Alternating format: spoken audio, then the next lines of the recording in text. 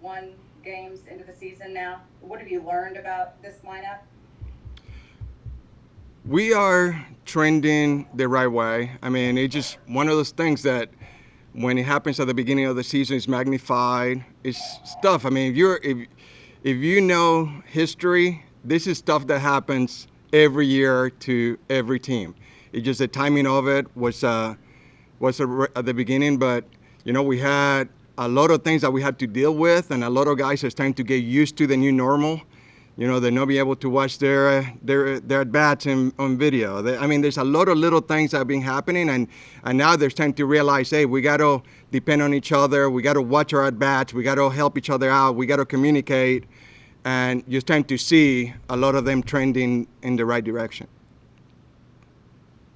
Talked about the lack of long ball production maybe being somewhat attributed to not being as aggressive early in counts. How do you address that as a coach? Well, I mean, everybody has their own approach, and I think what we got to remember, we're not playing in a 162 game season. Pitchers are pitching a lot differently than they would if they have to pace themselves. A lot of these guys are going to pitch maybe 10 games or 12 games, so we're seeing a lot of heavy usage of breaking balls and changeups, and so you know what? It's just an adjustment. I mean, the league had realized that this is a way to attack, and now we have to readjust. And it's a cat and mouse game that we play during the year, and every game seems to be like a little bit of a playoff atmosphere because there's so little number, there's so few games. So now it's having these guys to say, hey, now we're going through a third of the season. Now we should start adjusting to what the league is doing to us, and now it's going to happen for a few games, and then the league is going to readjust, and we have to keep going back and forth. Thank you, Larry. Oh, thank you. Other questions for Louis, please? Jeff. Just want to get your thoughts on 2 players, Danny Santana and then Rougned Odor, the changes that maybe they've made when Rougned had that day off and then when Danny was off on the injured list. Yeah, I mean, both of them, especially most of their at-bats are happening on the left side. Left side, their stronger side, right side throwers is the strongest one. So they're when they hit in left-handed, it's what's called cross dominant. They throw right-handed, hit left-handed, so the front side is the stronger side. So a lot of it is how can we control that front side? Is the front side mechanics so they don't pull off the ball, especially with a lot of the changeups and breaking balls that we're seeing.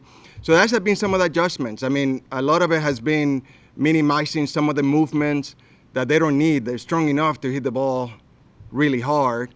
But of course, it's a perception, the more movement, usually think more power. So some of the things that we're talking about, there's a principle called the Bernstein principle, which is your body's going to organize itself according to the goal that you give it. So if you give it a big goal, then big moves are going to happen. So they're starting to understand, hey, how can I control my goal so I can constrain my body to do what I want it to do? Okay. Thank you. Other questions for Louis? Evan Grant.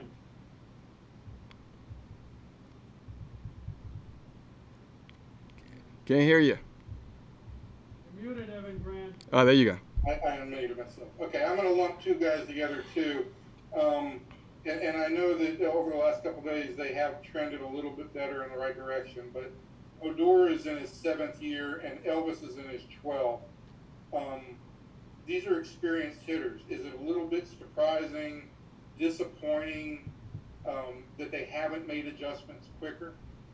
Well, I mean, usually our biggest detriment to improvement is your past, is a past success. So of course, if you had a feeling that what has worked before can continue to work, it's hard to change that. And I don't blame him for that. I think what the evolution of baseball has forced a lot of people to reassess what they had done it in the past. And maybe 5 years ago, it was more like we were calling it, it's almost like gladiator baseball. It's like, hey, my best stuff against your best stuff. Well, that doesn't happen anymore. You know, the pitcher's third pitch might be the one that they use the most against a guy because that's the one that's more efficient.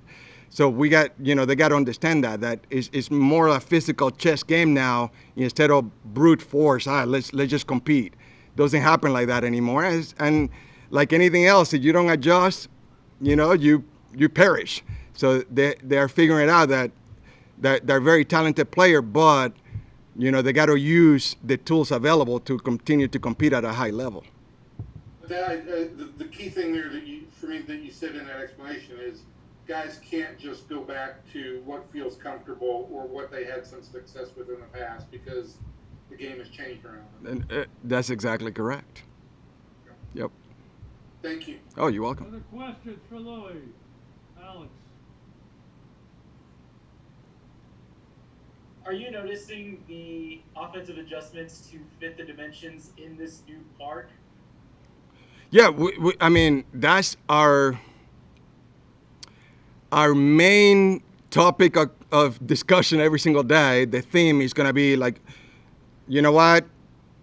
I think the Stoic philosophy that talk about amor fati, it's like you got to love your fate. It's like, this is where we at. We are in a field that's really big. I mean, we have a couple guys that hit balls at 105 miles per hour yesterday, and we're caught in the, we know that. So now how can we counterattack? This is our home. It's not going to go away.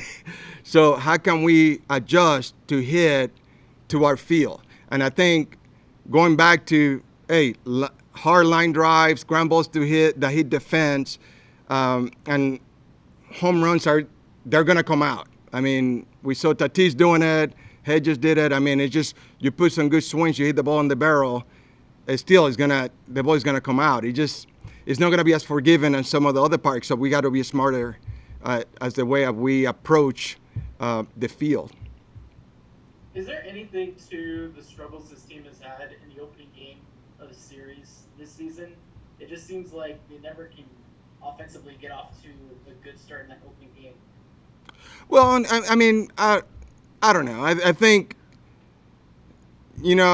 some of the guys that we hit balls really hard and they get caught. And of course, they're human. So what do I got to do to get a hit, And then all of a sudden that kind of, that's what it is. I think it's more of those things that this is where we live. It's a beautiful park. It's not what you used to in the other park, but we got to learn how to live in it, and we have to adjust. You're a professional player. Professional to me entails that you use your mind before you use your body. That's not what it is. So now we have to learn how to use that. Thanks, Luis. All right, you're welcome, Alex.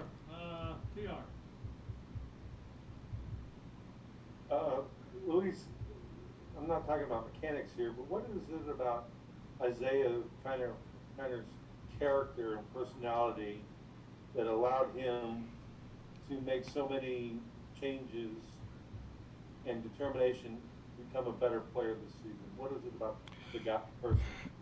You know what? He has an extreme desire to be really good. And he has trust us.